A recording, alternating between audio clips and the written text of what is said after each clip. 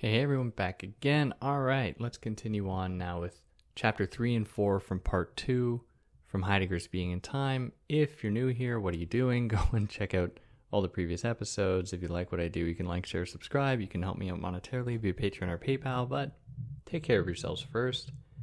And yeah, not much more reason to chat through that. Let's jump into chapter 3 from part 2, titled The Authentic Potentiality for Being a Whole of Dasein, and Temporality is the Ontological Meaning of Care. So from last episode, we just talked about integrating death into the equation as a sign of Dasein's wholeness, that endpoint. And then Dasein is resolute in its awareness of that end and being like, oh, well, I better live my life the best I can. Otherwise, it's going to end one day. So we still haven't really talked about temporality yet, even though that's the title of this whole part, which isn't not knocking Heidegger here. We're going to get to it. We're going to talk about temporality. So now he wants to lay out his method. And I find if you read when I was reading this, I get 300 pages in and it's like, okay, now we're going to lay out the method. And my head falls on the table. I'm like, my God. But he wants to use this method to show how resoluteness's anticipatory disposition can be united with an analysis of temporality. So you remember, we anticipate that death. When we are aware of it and we change ourselves to adapt to that possibility, we are resolute, or Dasein is resolute. How does this connect, though, with temporality? Because we need it, according to Heidegger, we need to understand temporality in order to actually get at the structural whole of Dasein. It's fundamental ontology. Now, it's important to clarify that by resoluteness, it's not like, oh, now I've found my true identity, my true face, in the face of death. That's not the point. The point is rather the exact opposite, that to be resolute means that you are always going to be embracing possibility. And that might mean you change a lot. The opposite, being irresolute, means that you have just submitted to the orders of the they, of the world that you are a part of, and you lack an identity. That is the person who is rigid. They don't change. They just do the same thing over and over and over again, and that's the life that they live. Which is, it's impossible. But I'd say there's a spectrum going on here, closer to being irresolute versus resolute. I wouldn't say it's the flip of a light switch where it's one day I'm resolute, because even those people who are submitted to the they in the most traditional sense, whatever that looks like, they're still walking through the world and making decisions. It's not like they're totally being determined before any action they make. So I think it's important to kind of hold on to that as more of a spectrum.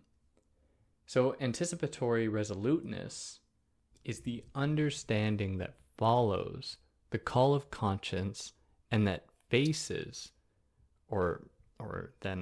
faces for death the possibility, or in death the possibility of gaining power over the existence of Dasein. So it is when facing death, confronting it, that there's power to be gained here over Dasein in existence. So the point is not to bracket off the real world here, that should be clear by now, but instead to acknowledge its relationship with Dasein. Dasein is intimately bound up with the world. Now, this doesn't mean that we simply presuppose being or just posit the world existing out there. The world is not just out there for us. We construct that world. We construct many different worlds, as a matter of fact. Instead, it means taking the world as a pathway towards something deeper that conditions that very world itself. So the world isn't just out there, and we aren't these neutral, just robotic experience machines that enter the world and that just absorb it and take it in and adapt to it. We're a lot more than that. But if this appears kind of circular, that's okay. That's what Heidegger is kind of pointing to or implying. That is, the circular, or the part that might appear circular, is when he says that the world can be seen as a pathway towards something deeper that essentially conditions that world. So the world is a site by which to understand the thing that creates the world, and so you have this kind of endless loop of possible, investigative path to know what's going on here. Now, Heidegger doesn't want us to just kind of dupe ourselves with like a kind of worldliness or a worldless I, like an idea that we just fall into the world without a world, that we come from non-world into world, as though we just like we have no understanding of it in the first place. Because it should be clear by now that Dasein has an innate primordial understanding of world and what it means to adapt to a world. So we are not just this worldless I that falls into the world. Rather, we must account for the very existence of being together with others and how that is an absolutely necessary condition of Dasein and of being. And just as that, we have to account for the role of both life and death along this continuum. Now he considers, in order to understand this, really the place of the self and the I. Now for Kant, prior to Heidegger of course, the I was only a moment of conscience, that is, a transcendental subject of thoughts. So the I for Kant is a moment of thinking. The same with Descartes in a lot of ways. So someone was like, why do you pronounce Descartes Descartes? And I was like, okay, Descartes. But Descartes does the same thing, where Descartes is like, well, God, I hate saying it like that. Where Descartes is like, well, the only thing we can be sure of is our own mind, right? To put it simply, I think, therefore I am means that I can doubt everything. I can doubt the counter, the wall, my friends, my own body, the world. I can doubt all of that. But you cannot doubt your own mind. The reason for that is because it takes doubt to doubt. And you can't doubt away doubt because you're always going to be doubting, which means your mind is always working. That's how you prove the existence of the mind, apparently. So for Kant, this I makes up our subject. For Kant, it's like a similar thing. If you read the Critique of Pure Reason, Kant is just laying out these, like, schematizing all of the different kind of analytic faculties that make cognition and make experience possible. So we are just kind of these thinking beings at the end. We are just these robotic like minds at the end of the day for Kant. Or in other words, for Kant, the world doesn't just exist out there. So kind of like Heidegger, the world is actually like created in our minds for Kant, where, you know, if I touch, you touch your own leg or touch your own arm or whatever, in that moment, you aren't actually touching your arm. You know, your brain... It's a really funny experiment because you're touching something and then your senses pick up that thing and send data to your brain, and then your brain kind of codes that data, makes sense of it, and then sends stimulation back and tells you what you're supposed to feel. So I actually have no idea what my arm feels like. I just know what it feels like by what my brain has told me. But to like a dog or another species, it might feel, or another human for that matter, it might feel totally different. Totally different.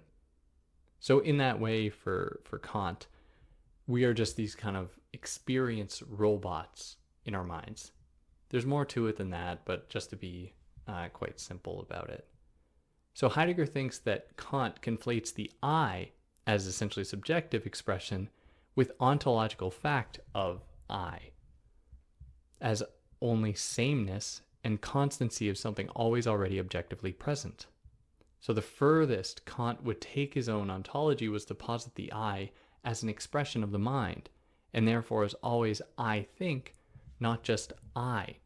So we have to ask, and we can find actually within Indian philosophy, like in the Vedic tradition, like examples of people asking this question, like, who says I am? What is the thing that says I am? Maybe one way to think about it simply is like the self that exists under the I am. What is saying that I am, this self? Is the self the same as the I? But for Kant here, at least that Heidegger is calling our attention to, for Kant it's just a demonstration of a thinking being. That is what the I is for Kant. That is how your your self is constructed. So Heidegger asks, think what though? Like, what does it mean to think and then that be a sign of one's own humanness, one's own subjectivity. Heidegger asks, think what? Like, what do you have to think? Kant too readily brackets off the world, and in thinking something that would imply a world, Kant seems all too ready to do away with the world, which might, if anyone's read Kant, you might be like, no, that's not true. And it's not true, and that's not what Heidegger's saying. Heidegger's saying that for Kant, the world just kind of appears out there for us, created by us. Whereas, remember, for Heidegger, creating worlds has nothing to do with just neutrally experiencing the world out there and having different experiences of it. It is instead a matter of creation. To be a part of a world means to bring things close, to de-distance, to despatialize, not to just see things neutrally out there in space. And by neutrally, I don't mean seeing them as they are, but just experiencing neutrally. And then we all have a different neutral mode of experience. Now, when we actually account for a world in which our I, our self, is wrapped up, we have to ask, though, is this I our own, or has it been given to us by the they? The they has to be one. Really, if you haven't already, try saying that. And just like casually, because I often say it and I'm like, I didn't think about it beforehand. I'm just like, the they, like the rural juror. So selfhood is only truly found in the authenticity of the being of Dasein as care. This self is characterized by constancy of the self itself, which is counter to the unself constancy of the irresolute, falling prey. So the self that we have, any real demonstration of the individual self that we have, is going to always be bound up within a world. There's no denying that. There's no actual way to get away from it. If any of our ancestors, to think of this and I think I already used this example, if any of our ancestors at any point were like, screw you guys, I'm going to go live out in the woods alone, you wouldn't be here right now. That person wasn't going to make it. That's really all that was going to happen. So to be an individual, to have a self, is to acknowledge that self is never truly free of all forces, all societal and worldly forces. We are always bound up within it. It's a matter of finding that degree of self that respects our eventual end, that respects what it means, what makes the most sense to our own individual Dasein, while also respecting existing in that world, or in a world. So here we finally arrive at temporality, where he asks, so what is the ground that gives Dasein, as care, its meaning? And the answer is really temporality. So how? How is that the case? Now, to let itself come forward into its inauthentic self, enthronedness, Dasein is always attuned to the future. It must, for Dasein to have come into existence, it was attuned to the future, a possible event at some point later that it could then become, that it could then adapt to. And so it is then grounded in a knowledge of that future, and therefore within temporality.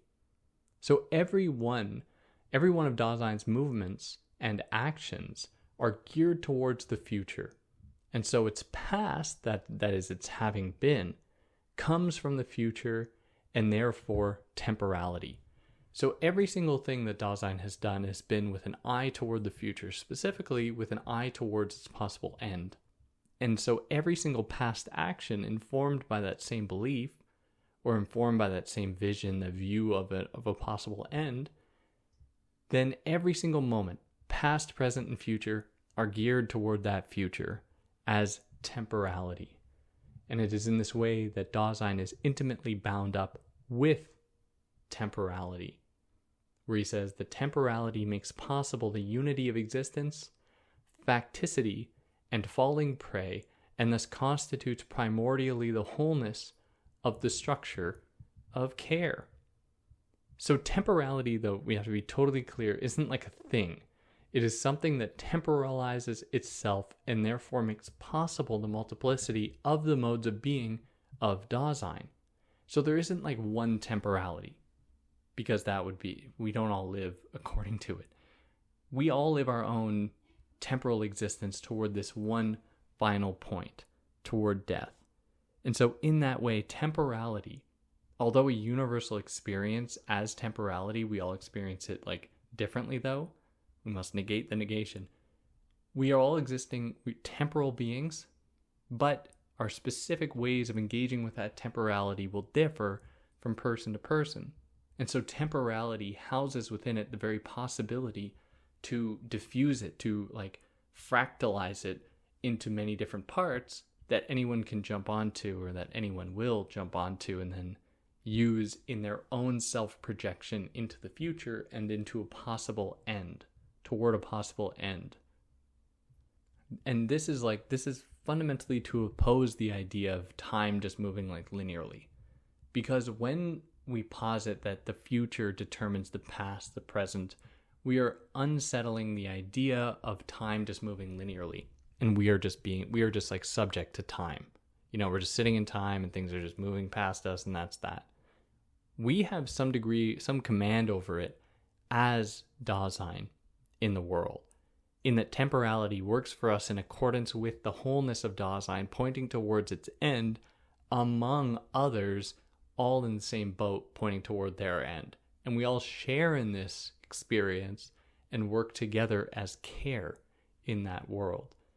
Whereas the linear conception of time is just like, oh, well, things in the past are past, future is not, who knows what that is, and the present is right now. So that is Heidegger does not want us to think of temporality that way. In fact, he wants us to oppose that. That is the thinking of the they. That is the thinking of a they that is not prepared to confront its own possible death, or to let the future determine its past. If that makes sense. I mean, that's a wacky thing to say, but I hope that's clear. Time instead for Heidegger is the unity of ecstasies of all moments that is in the past, present, and future on a finite continuum that ends with death. So the ecstasies is it's a term he'll use. I don't think I'll use it much more, but the ecstasies are like the past, the present, the future. These are the different ecstasies, different kind of moments of time, and then pointing towards this one thing as a way to trouble the linear idea of time.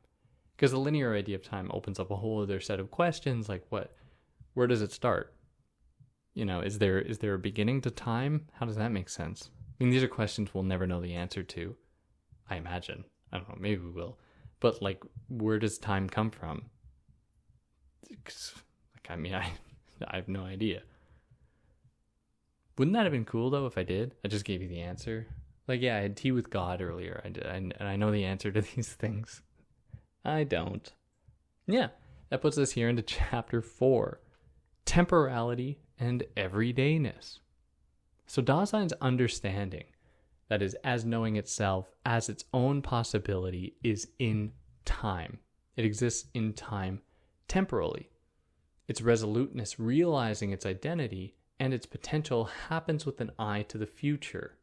That is a kind of change in time, or something happening later in the future in time that we understand it. Now, different parts of Dasein are drawn to different ecstasies in time, where attunement is pointed to the having been, whereas understanding is geared towards the future. So what does he mean by that? Well, when he talks about attunement, he's implying that we have some kind of ability to adopt and adapt to the world, to become attuned to it, which implies that we have some prior knowledge that permits us to do that, to actually fall prey to the world, to be thrown into it and to adapt to it. And this points to a kind of history, a previous knowledge housed within us, housed within Dasein. Whereas understanding is geared toward the future, because to properly understand, at least in this context, is to be resolute. And to be resolute means that you sit in anticipation of your eventual end. So this is because attunement is the thrownness, kind of a state that is recognizable as separate from previous state, that is having been. So within existence, or within our life, moods like fear and anxiety have different relationships to time, to the ecstasies of time. Anxiety is geared toward the future. You feel anxious about that possible death. You feel anxious of what you don't fully know what will happen. You feel fear toward the thing that's a little bit clearer, like you know what that is, right? Whereas fear is geared towards a lost present, and it is lost because we lose sense of a world when we are scared. And this goes way back in the book when anxiety is always towards something that we can't fully understand. And that's why anxiousness and anxiety is so pernicious, because it's so difficult to point our finger as to be like, this is making me anxious. Because then once you figured it out, it's easy to work through it. At least this is one of therapy techniques. Once you talk through it and you actually figure out what you're anxious about, then you can actually start to manage it.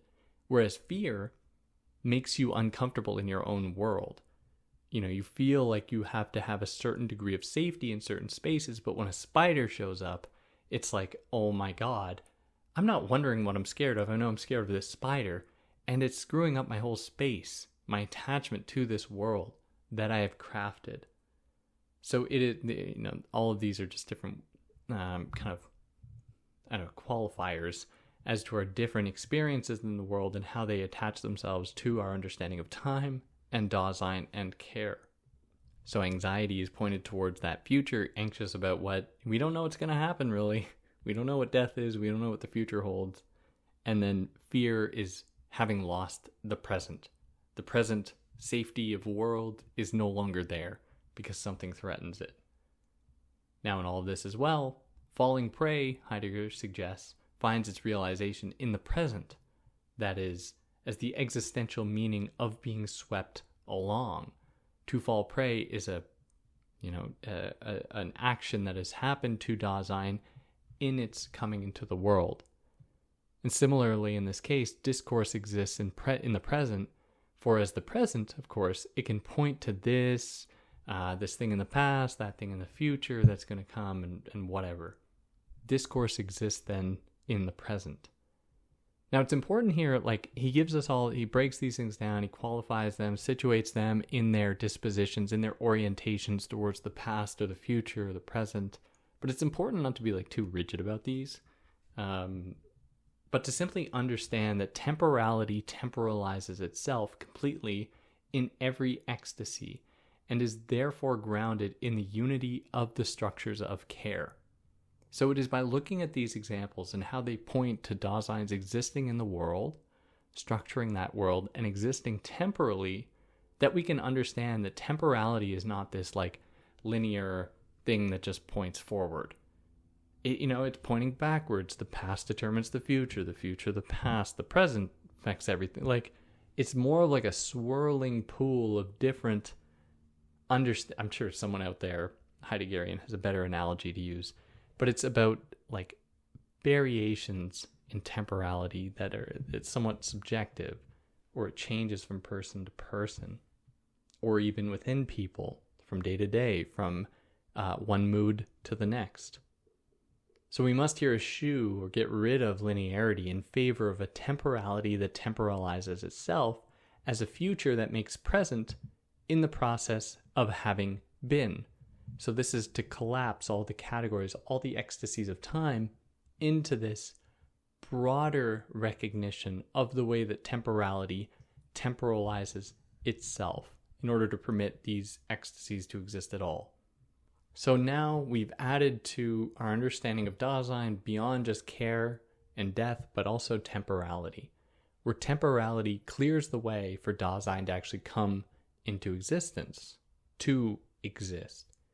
So for something to exist and to be guided by care means that a making present has occurred, which means that there has been some ecstatic form of temporality. But what does it really mean to make something present? Well, it really means to make things relevant or open things up for relevancy in a world of other things so that it makes sense. Because you aren't going to make something present that's immediately cast out from that setting. It means something has been added into the world of commodities, as Marx writes about. Not important, but to be added to it in a world that makes sense to it, and that it makes sense to. Now, it is in this way that a thing can lose its usefulness. If all things happen just in time, like that time just existed out there linearly. If things just happened in time without thinking about it as like temporality, temporalizing itself, or as existing as part of a world, if all things just happened in time as successive events, then there would be no opportunity to hold up and inspect the thing, to pause time almost. Like when our hammer breaks and it becomes hyper aware to us, we're like, wow, I never actually thought about this before. Like the hammer broke. In that moment, there's a kind of freezing of time going on and an ability to reflect on the significance of that event, which is very, like, time is still moving. Let's be real.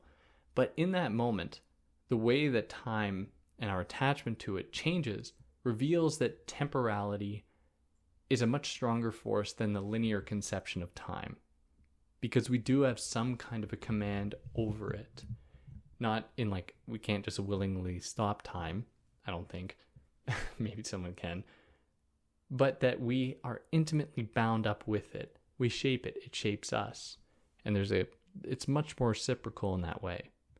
And then in a somewhat abrupt turn, he looks at science.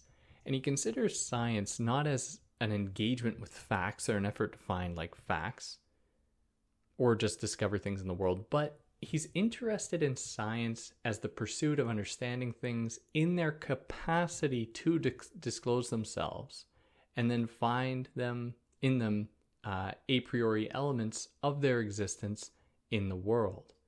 So the very possibility to find truth at all is what's interesting here for Heidegger and science, where to the scientist, it's often just about finding the truth, right? It's not like questioning, well, how is it even possible for a thing to have a truth to it that we can then discover, unless there's something more going on about science. Like, scientists aren't burdening. They don't give a shit about any of these questions, right? They don't care. They just want the truth of whatever they're looking at. So objects in this case, for science to work at all, must be thematized, which is to say understood contextually. There's no fact out there in the world that exists on its own. A fact is only given that status in a certain context. There are small lies, big lies, and then statistics. It's kind of a funny joke. But the point being that statistics don't actually have any meaning on their own. It's the way that they are imbued with a certain context, with a certain narrative. And we're always negotiating that. So even though, or this calls into question really the validity of facts themselves, I'm not saying facts aren't valid. What I am saying is that those facts enter into or only make sense within a context, within a world. So we see then that when objects are kind of not taken contextually, or they're just treated like, oh, this is an ultimate sign of truth, like we don't have to account for the ways that our society or our context or our world participate in imbuing that thing with enough significance to have even searched for a truth there in the first place. Like, without considering any of these things, what we are doing is just like objectifying the world. We're just making it like subject to our own violences, which is more of a thing, I think, a little bit more apparent in his text, the question concerning technology, when he talks about the ways in which we've just appropriated the world to such an extent that we can have stockpiles of resources that we've just accumulated for there's no reason for it. But anyways, I digress.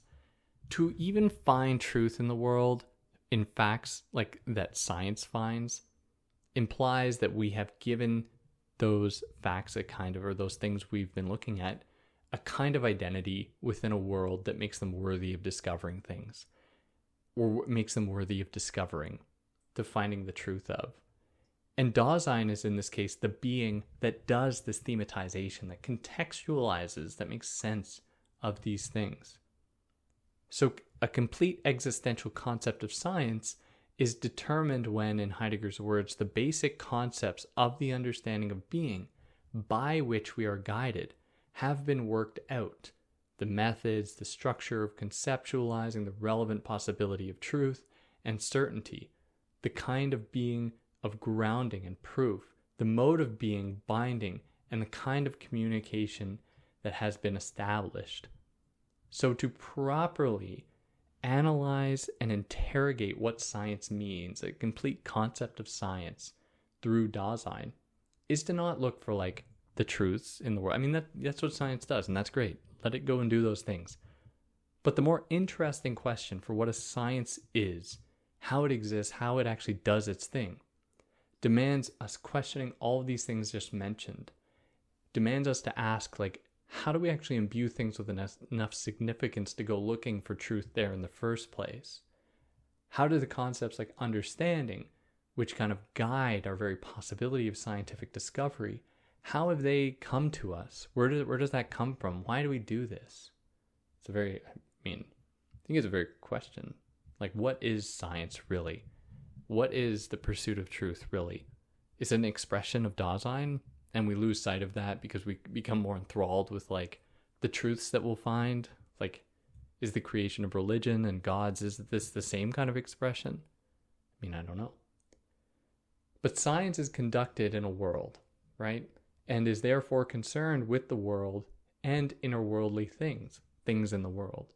So the world, though, is transcendent insofar as it is bound with Dasein. It is presupposed for things to be, but is only constituted as such with Dasein acting upon it. So, given this, like, we know that Dasein and the world are intimately bound up with each other. Can you really have one without the other? Because Dasein has to enter a world, and then that world is shaped by Dasein. So the world, does it really just exist out there? Scientists are like, yes, we're just studying the world, things in the world, blah, blah, blah, blah, blah. We aren't actually considering in any detail the significance of that very act of pursuing knowledge or the world itself. So we have to ask, like, what is that? And now he takes on space, the question of space. So far, his idea about space has been dismissive, right? He's like, space, creating worlds has nothing to do with space. It's all about de-distancing. It's about bringing things near, despatializing. So he views Dasein motivating despatiality, not spatiality. Similarly, different from Kant, temporality as encompassing past, present, and future as one is different from Kant's view of time as like time existing out there as like sensible object of the intuition or whatever, however he says it, where it's like, well, for Kant, it's actually more complicated. Like, Kant, I don't think, gives us an answer as to whether time exists out there or if it's in our brains or both. Like, it's not as though time is out there in the world and, you're born and have to learn it. You have an innate conception or innate ability to grapple with time, to make sense of it. But in any case. So Heidegger says that space, as de-distancing, not as just like being out there separating objects, as Kant says, Heidegger says that space as de-distancing produces temporality.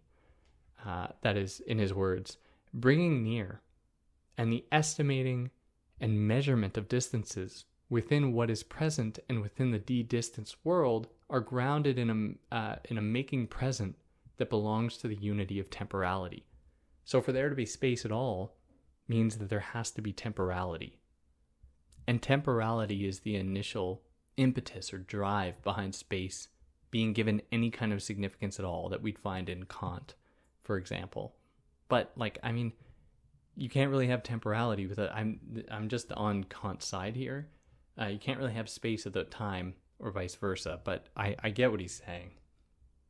Anyway, so his point is to be that temporality actually permits the existence of space. It's not like they're both equally important here. And yeah, that'll push us into chapter 5 and the last episode I'll do. Wow, how exciting. We're getting to the end. Let me know if there's anything I got wrong or anything I excluded. I'd love to hear about it. If you like what I did, like, share, subscribe, and you'll see videos I release every week, sometimes twice a week. How fun will that be? And yeah, on that note, take care.